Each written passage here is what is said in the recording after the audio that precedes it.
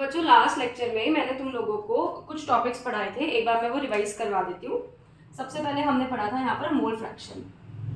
तो mole fraction का जो फॉर्मूला था, अगर हमें कंपोनेंट ए का मोल फ्रैक्शन निकालना था तो उसका फॉर्मूला था Na divided by Na plus Nb, और अगर हमें कंपोनेंट बी का मोल फ्रैक्शन निकालना है तो वो हो जाएगा Nb divided by Na plus Nb। तो ये हमारे पास एक तो मोल फ्रैक्शन का फॉर्मूला था। फिर मैंने तुम्हें बताया था पीपीएम का मतलब होता है पार्ट्स पर मिलियन। ये टर्म तब यूज होती है जब सॉल्यूट बहुत ही कम क्वांटिटी में हो। उसका जो फॉर्मूला था पीपीएम का वो हमारे पास था mass of solute divided by mass of solution, और इनटू क्या आ जाएगा 10 टू द पावर 6। उसके बाद मैंने तुम्हें बताया था मोलारिटी का फॉर्मूला था WB into 1000 divided by MB into volume of the solution in ml। अगर लीटर्स में दे रखा है तो 1000 नहीं लगाएंगे।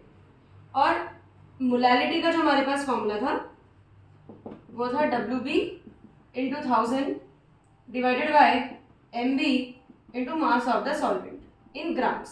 अगर किलोग्राम्स में होगा तो 1000 नहीं लगाएंगे। फिर molarity in terms of density का भी हमारे पास एक फॉर्मूला था, वो था WB into 1000 into density of the solution divided by MB into mass of the solution. ये मैंने सब कुछ डिराइव करके लास्ट लेक्चर में बताया था। आज वाले लेक्चर में हम लोग इससे रिलेटेड क्वेश्चन करेंगे और एक और टॉपिक की वीडियो आपके पास आ जाएगी। तो आज का जो हमारा काम होना था वो यहाँ पर कवर अप हो जाएगा। तो बच्चों मैं अभी एक काम करती हूँ। अभी तक हमने जितने भी टॉपिक्स पढ़े इस चैप्टर में लगभग सारे ही टॉपिक्स हो चुके हैं। बस एक केमिकल कॉम्बिनेशन के लॉज बचे हैं, उससे दो ही क्वेश्चन है शायद। तो उसके अलावा अभी तक हमने जो जो टॉपिक्स पढ़ रखे हैं उसके मैं एनसीईआरटी क्वेश्चंस करा रही हूँ line by line, so that आपके सारे के सारे एनसीईआरटी एक ही जगह पर आ जाए। आप इसको साथ साथ सॉल्व कर लेना। और जिसमें मल्टीपल पार्ट्स है उसमें मैं कुछ ही पार्ट्स करूंगी, बाकी आप सारे खुद ट्राई करोगे और डाउट्स अपने पूछ लोगे। तो क्वेश्चन नंबर 1 है हमारे पास, calculate the molecular mass of the following. हमें मॉलिक्यूलर मास कैलकुलेट करना है। तो हमारे पास 3 तरह के मासेस होते हैं। एक होता है हमारे पास मॉलिक्यूलर मास, एक होता है हमारे पास फॉर्मूला यूनिट मास, और एक होता है हमारे पास मोलर मास। तो इन तीनों को कैलकुलेट करने का तरीका सेम ही होता है। बट अगर क्वेश्चन में बोला हो कि मॉलिक्यूलर मास कैलकुलेट करना है तो जो उसकी एसआई यूनिट होगी वो यू होगी या फिर एएमयू होगी। एएमयू का मतलब एटॉमिक मास यूनिट। अगर फॉर्मूला यूनिट मास आपको कैलकुलेट करना है सेम तरीके से कैलकुलेट होगा, बट उसमें भी जो एसआई यूनिट हम लोग लगाएंगे वो या तो यू लिखेंगे या फिर एएमयू लिखेंगे। थर्ड आता है हमारे पास मोलर मास। अगर हमें मोलर मास किसी चीज का कैलकुलेट करना है तो जो उसकी एसआई यूनिट हो जाएगी वो हो जाएगी ग्राम्स पर मोल। तो पहले ये वाला कंफ्यूजन दूर करना है आपको। मॉलिक्यूलर मास या फिर फॉर्मूला यूनिट मास हो तो एसआई यूनिट आ जाएगी या तो यू या तो एएमयू, और अगर मोलर मास लिखने के लिए आ जाएगा कैलकुलेट करने के लिए तो the SI unit has to be gram per mole. ये और लगा देती हूँ, कहीं पता चला तुम्हें लग रहा है यू पर एएमयू। ठीक है, तो अब हमारे पास है फर्स्ट क्वेश्चन में 3 पार्ट्स हैं, मैं 2 पार्ट्स कर देती हूँ। तो फर्स्ट पार्ट है इसका, हमें यहाँ पर मॉलिक्यूलर मास कैलकुलेट करना है, मतलब जो एसआई यूनिट आनी चाहिए वो यू में आनी चाहिए। तो जैसे मेरे पास एक H2O कर देते हैं सॉल्व, और एक हमारे पास है CH4, इन दोनों को सॉल्व करते हैं।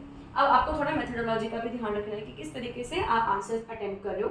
इसको हम लोग लिखेंगे 2 into hydrogen plus 1 into oxygen. Hydrogen का मास होता है 1, ऑक्सीजन का मास होता है 16।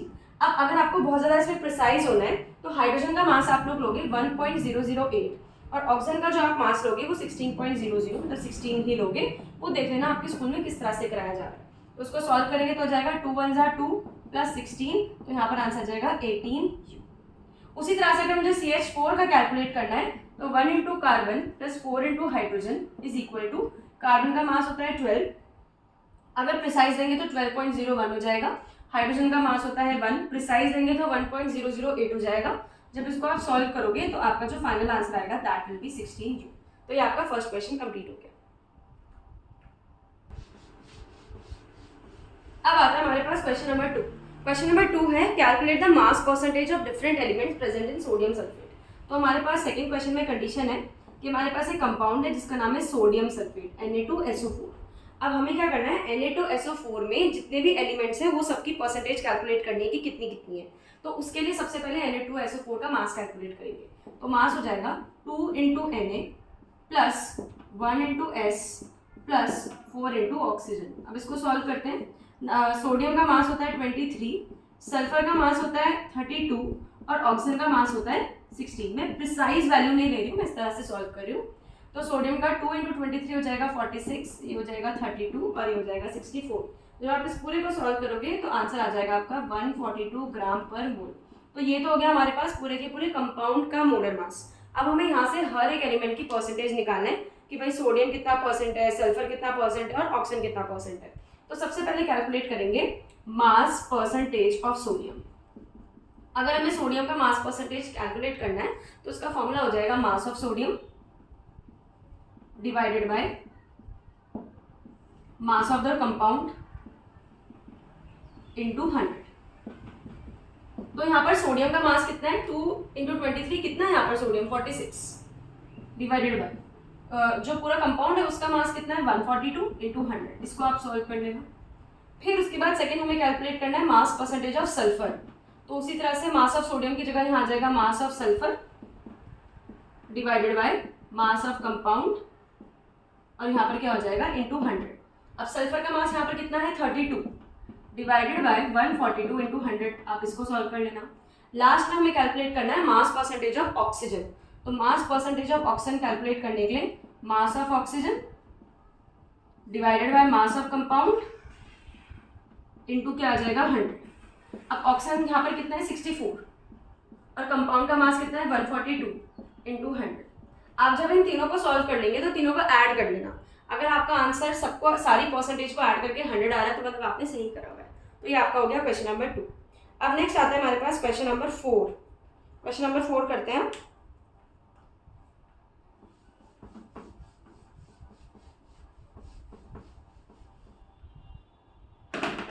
अब देखो, अब आता है हमारे पास क्वेश्चन नंबर 4।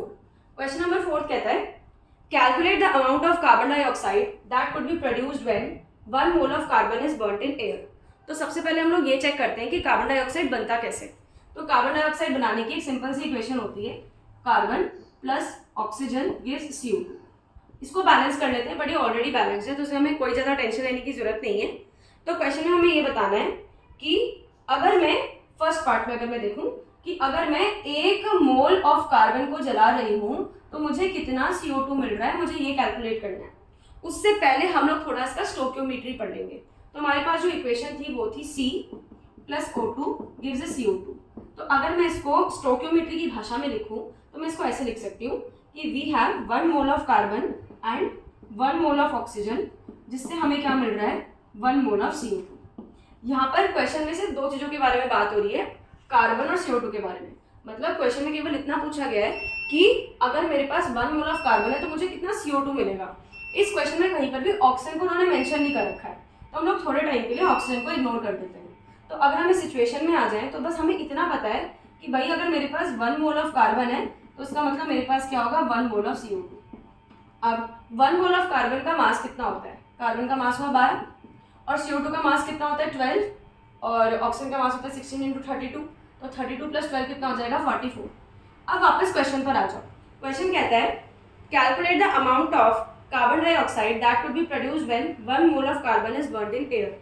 तो मेरे पास 1 मोल ऑफ कार्बन है, उससे मुझे क्या मिलेगी 1 मोल ऑफ CO2 और उस 1 मोल ऑफ CO2 का मास कितना आ गया 44 ग्राम्स। ये कैसे कैलकुलेट करा, इस वाले सिंपल मेथड से। तो इसका मतलब ये हुआ कि अगर मेरे पास 1 मोल ऑफ कार्बन है तो उससे 1 मोल ऑफ CO2 प्रोड्यूस होगी, that is it will be equal to 44 grams. Calculate the mass of sodium acetate. अब यहाँ पर हमारा बच्चा 2 चीज़ों में कंफ्यूज जाता है। वो बोलता है मास का मतलब मैं W कैलकुलेट करूँ कि M कैलकुलेट करूँ। अगर क्वेश्चन में आता है कि कैलकुलेट द मास, मतलब आपको W ऑफ द सॉल्यूट या सॉल्वेंट जो भी है वो कैलकुलेट करना पड़ेगा। बट अगर क्वेश्चन में आ जाए कि कैलकुलेट द मोलर मास, इसका मतलब आपको स्मॉल m कैलकुलेट करना है। बट अगर आपको ऑलरेडी क्वेश्चन में केमिकल का नाम बोल रखा है तो मोलर मास का आप कैलकुलेट कर ही लोगे। तो इसीलिए अब वापस हम लोग क्वेश्चन पर आते हैं। क्वेश्चन नंबर 5 कहता है कि calculate the mass of sodium acetate, मतलब आपको W ऑफ सॉल्यूट को कैलकुलेट करना है। तो calculate the mass of sodium acetate required to make 500 ml, volume कितना दे रखा है आपका 500 ml of 0.375 molar aqueous solution. Molarity कितनी दे रखी है आपको 0.375 मोलर और मोलर मास भी दे रखा है। लो हमारे लिए और आसानी हो गई, हमें मोलर मास दे रखा है सॉल्यूट का कितना 82.0245। अब मैं आपका फ्लो चार्ट बना देती हूँ, सॉल्व आप खुद ही करोगे।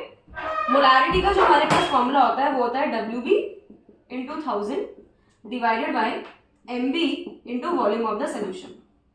अब मोलारिटी की वैल्यू ऑलरेडी कितनी दे रखी है क्वेश्चन में 0.375। WB we have to calculate WB का मतलब होता है सॉल्यूट, WA का मतलब होता है सॉल्वेंट, और मोलर मास हमें कितना दे रखा है 82.0245। इसको आप सिग्निफिकेंट फिगर 4 तक राउंड ऑफ कर देना, मतलब ये 82.02 ही रहने देना। और यहाँ पर अगर हम लोग वॉल्यूम देखें तो कितनी दे रखी है 500। आप इसको सॉल्व कर लेना, आपकी WB की वैल्यू आ जाएगी। मैं करेक्ट आंसर बता देती हूँ, आपकी WB की वैल्यू आएगी नियरली 15.3 ग्राम्स। तो ये आपका हो गया क्वेश्चन नंबर 6। वीडियो पॉज करके इसको भी नोट कर लो।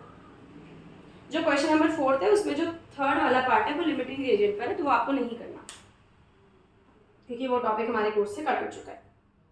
अब उसके बाद आता है हमारे पास क्वेश्चन नंबर 6। अब देखो क्वेश्चन नंबर 6 कहता है calculate the concentration of nitric acid. मैंने बताया था कल कि मोलारिटी और कंसंट्रेशन सिमिलर वर्ड्स होते हैं। 11th में आप लोग मोलारिटी शब्द यूज करोगे, 12th में आप लोग कंसंट्रेशन यूज करोगे। यहाँ पर उन्होंने कंसंट्रेशन यूज कर रखा है, तो आप देखते हैं इन्होंने बोला भाई calculate the concentration of nitric acid in moles per litre. Moles per litre किसकी ऐसा यूनिट होती है मोलारिटी की, मतलब आपको मोलारिटी ही कैलकुलेट करनी है। तो calculate the concentration of nitric acid in moles per litre, मतलब we have to calculate the molarity in a sample which has the density. अच्छा डेंसिटी हमें दे रखा है 1.41 ग्राम पर ml और mass percentage of nitric acid दे रखा है वो 69 दे रखा है।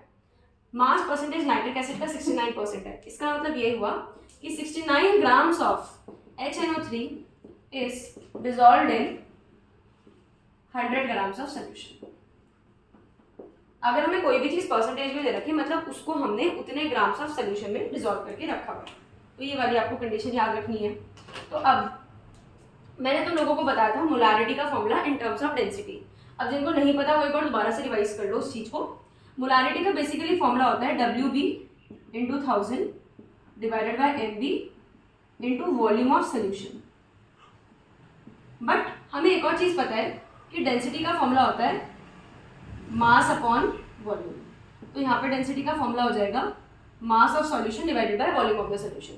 तो उस हिसाब से वॉल्यूम का जो फॉर्मूला निकल करके आएगा वो निकल करके आएगा मास of solution divided by density.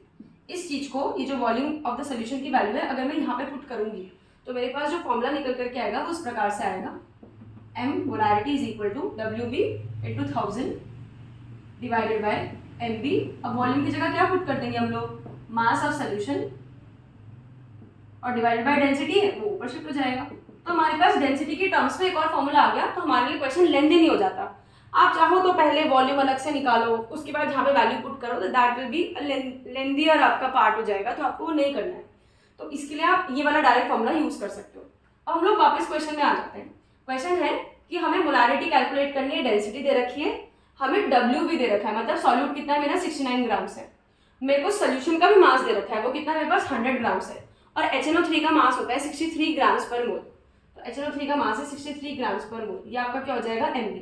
अब वैल्यू सब्स्टिट्यूट कर देंगे, तो ये वाला फॉर्मूला लगाएंगे, molarity is equal to WB की जगह आ जाएगा हमारे पास 69 इंटू 1000, डेंसिटी की जगह हमारे पास आ जाएगा 1.41, और मोलर मास की जगह आ जाएगा हमारे पास 63, क्योंकि HNO3 का मोलर मास 63 होता है, और मास ऑफ द सॉल्यूशन की जगह हमारे पास आ जाएगा 100। इस वैल्यू को सॉल्व करके आपका आंसर मोल्स पर लीटर में आ जाएगा। This is your question number 6। आपका जो आंसर आना चाहिए इसको सॉल्व करके वो आना चाहिए 15.44। तो ये आपका क्वेश्चन नंबर 6 हो गया। अब उसके बाद आ जाओ क्वेश्चन नंबर 7 पर।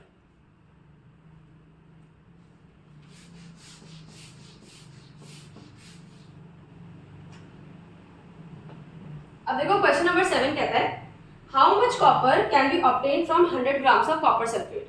तो क्वेश्चन नंबर 7 है कि how much copper can be obtain from 100 grams of CuSO4। ये हमारे पास क्वेश्चन है, इसको सॉल्व करते हैं। पहले हम लोग ये तो देख लें कि CuSO4 का मास कितना होता है और उसमें कितनी कॉपर है। तो पहले CuSO4 का मास कैलकुलेट करते हैं। इसको कैसे कैलकुलेट करोगे, 1 into copper plus 1 into sulphur plus 4 into oxygen. Copper का मास होता है 63.5, ये आपको थोड़ी वैल्यू टाइम के साथ साथ याद हो जाएगी।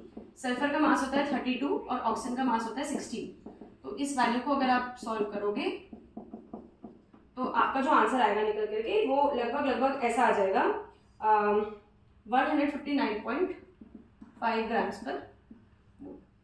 तो अगर मेरे पास 150, अब यहाँ पर बहुत ट्विस्ट है तो बहुत ध्यान से समझना इस चीज को, कि अगर मेरे पास 159.5 ग्राम्स ऑफ कॉपर सल्फेट है तो उसमें कितना कॉपर पड़ा है बच्चों? 63.5 ग्राम्स। ये 159.5 क्यों आया? क्योंकि मैंने यहाँ पर कॉपर के मास को 63.5 रखा। इसका मतलब ये हुआ कि अगर मेरे पास 159.5 ग्राम्स ऑफ कॉपर सल्फेट है तो उसमें कॉपर कितनी प्रेजेंट होगी? 63.5 ग्राम्स ऑफ कॉपर। तो अगर मेरे पास 100 ग्राम्स ऑफ कॉपर सल्फेट है तो उसके लिए मेरे पास कितनी कॉपर होनी चाहिए? उसके लिए हम लोग क्रॉस मल्टीप्लाई कर देंगे और x की वैल्यू निकाल देंगे। तो यहाँ से जो हमारा x की वैल्यू निकल करके आएगा वो आएगा 39.81 ग्राम्स। आप एक बार सॉल्व करके देख लेना। तो ये हो गया जी आपका क्वेश्चन नंबर 7। अब उसके बाद आ जाता है हमारे पास क्वेश्चन नंबर 9।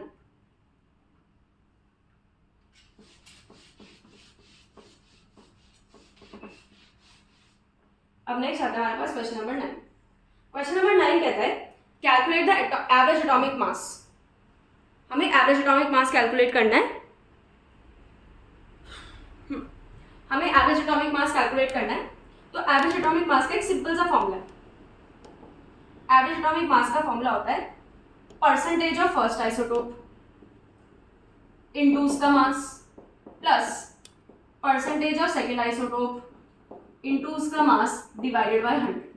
अब ये जो क्वेश्चन में हमें डेटा दे रखा है, अगर आप अपनी किताब में देखोगे तो पहला दे रखा है हमें कि जो पहला वाला आइसोटोप है दैट इज 35 क्लोरीन, वो कितना परसेंट है? 75.77। और उसका मोलर मास भी दे रखा है क्वेश्चन में 34.96। जो दूसरा वाला आइसोटोप है उसकी परसेंटेज हमें क्वेश्चन में ऑलरेडी गिवन है। अगर आप इस क्वेश्चन को देखोगे तो यहाँ पर आपको ऑलरेडी गिवन है कि भाई जो पहला वाला मेरे पास आइसोटोप है 35Cl, इसकी अबंडेंस मतलब ये कितना परसेंट पाया जा रहा है? 75.77। ये आ जाएगा परसेंटेज ऑफ फर्स्ट आइसोटोप की जगह। और उसका जो मोलर मास क्वेश्चन में गिवन है वो कितना है? 34.96। ये आपका क्या हो जाएगा? M1। फिर आपको दूसरे वाले आइसोटोप की परसेंटेज कितनी दे रखी है? 24.23। ये आ जाएगा आपका परसेंटेज ऑफ सेकेंड आइसोटोप की जगह। और उसका जो मोलर मास दे रखा है वो कितना दे रखा है? 36.96। बस वैल्यू सब्स्टिट्यूट करके आंसर निकालना है। तो वापस अगर हम लोग क्वेश्चन पर आएंगे तो परसेंटेज ऑफ फर्स्ट आइसोटोप की जगह आ जाएगा 75.77, मास ऑफ फर्स्ट आइसोटोप की जगह आ जाएगा 34.96। उसी तरह से परसेंटेज ऑफ सेकंड आइसोटोप की वैल्यू कितनी दे रखी है? 24.33 और 24.23, और जो उसका मोलर मास दे रखा है वो दे रखा है 36.96 डिवाइडेड बाय 100। तुमको पता ही है कि क्लोरीन का जो एवरेज एटॉमिक मास होता है वो 35.5 होता है, तो बस उससे तुम इसको सॉल्व कर लेना, तुम्हारा जो प्रॉपर आंसर आ जाएगा वो आ जाएगा 35.45। और आप लोगों को बताया था कि जब आप इसको राउंड ऑफ करोगे तो नियरली आपका हो जाएगा 35.5 आ जाएगा इसका आंसर। अब उसके बाद आता है हमारे पास क्वेश्चन नंबर 10।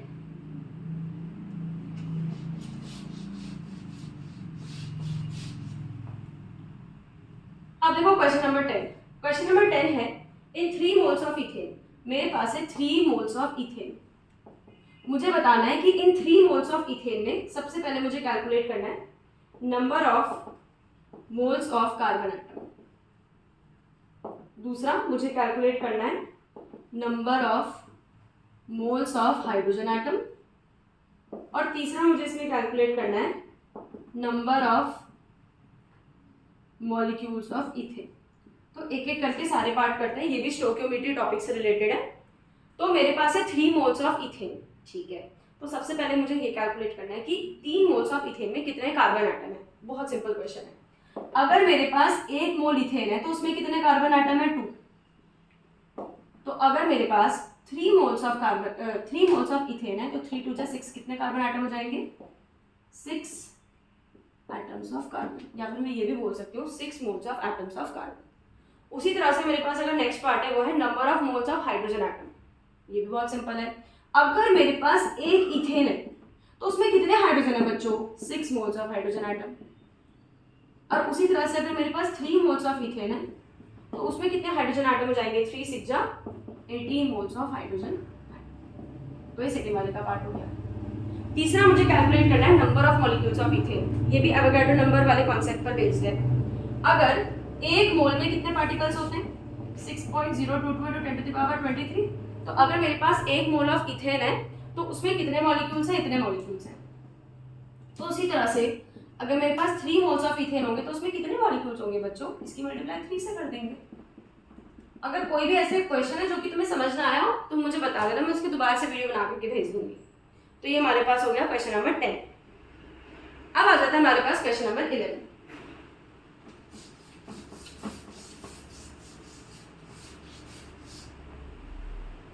अब देखो क्वेश्चन नंबर 11 है मेरे पास, what is the concentration of sugar in moles per litre if it's 20 grams are dissolved in enough water to make a final volume up to 2 litre.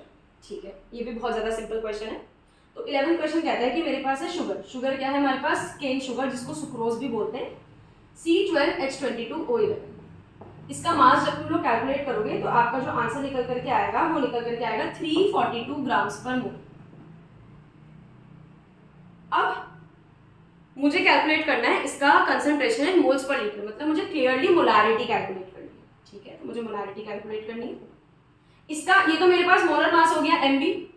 इसका WB भी question में given है, कितना है? 20 grams. और वॉल्यूम ऑफ द जो solution है मेरे पास वो है 2 लीटर्स। अभी सारी इंफॉर्मेशन की मदद से मुझे क्या कैलकुलेट करना है? मोलारिटी। मोलारिटी का फॉर्मूला होता है WB into 1000 divided by MB into volume of the solution. But ये वाला फॉर्मूला तब लगता है जब वॉल्यूम मिलीलीटर्स में दे रखी हो। यहाँ पे ऑलरेडी वॉल्यूम हमें लीटर्स में दे रखी है तो हम इसको कट कर देंगे, इसकी कोई जरूरत नहीं है। बस आपको सिंपली वैल्यू सब्स्टिट्यूट करनी है और आपका आंसर आ जाएगा। WB की जगह आ जाएगा 20, मोलर मास MB की जगह आ जाएगा 342 और वॉल्यूम की जगह कितना आ जाएगा? 2 लीटर। आप इस पूरी वैल्यू को सॉल्व करोगे and you will get your answer.